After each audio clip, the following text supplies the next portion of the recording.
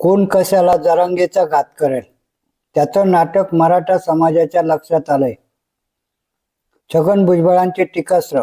नमस्कार मित्रांनो, आपण चॅनलवर नवीन आला असाल तर कृपया चॅनलला सबस्क्राईब करण्यास नम्र विनंती आहे. चला तर बघू नवीन काय विशेष. देवेंद्र फडणवीस यांनी आपला घात केल्याचा आरोप मराठा आरक्षण आंदोलक मनोज जरांगे पाटील यांनी केलाय. देवेंद्र फडणवीस यांच्या कार्यकर्त्यांकडून माझ्यावर हल्ला करण्याचा डाव आहे. हा प्रयोग संभाजीनगरवरून होणार होता. महिला कार्यकर्त्यांच्या आडून एवढ्या खालच्या दर्जाला जाणे गृहमंत्र्यांचे काम नाही.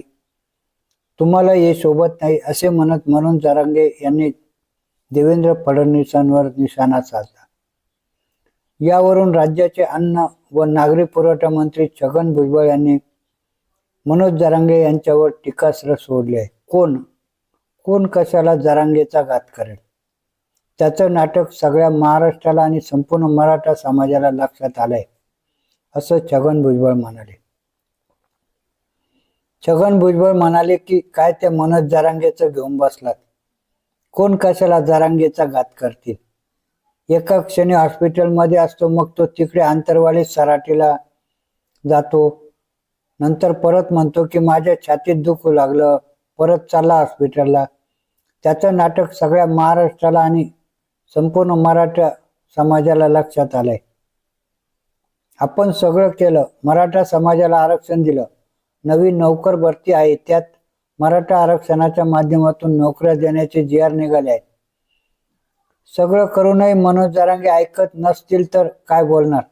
हे मारुतीचं शेपूट आहे, ते वाढणार आहे. प्रसिद्धीची नशा चढते आणि ती कधीच प्रसिद्धी न पाहिलेल्या लोकांना ती अधिक चढते, असं म्हणत छगन भुजबळ यांनी मनोज जरांगेवर टीका केली आहे. याचबरोबर शनिवारी भाजपाकडून लोकसभेच्या उमेदवारांची यादी जाहीर करण्यात आली. यावरही छगन भुजबळ यांनी भाष्य केले. छगन भुजबळ म्हणाले की महाराष्ट्राची यादी तयार नसेल, परंतु महाराष्ट्रात काम करणारा उमेदवार कृपाशंकर सिंह यांना उत्तर प्रदेशमधून उमेदवारी जाहीर झाली आहे. महाराष्ट्रात 48 खासदार आहेत, त्यांची चाचपणी करून उमेदवार ठरतील. अजित पवार गटाने 10 जागा मागितल्याचा पुनरुच्चार यावेळी छगन भुजबळ यांनी केलाय. काय म्हणाले मनोज जरांगे पाटील.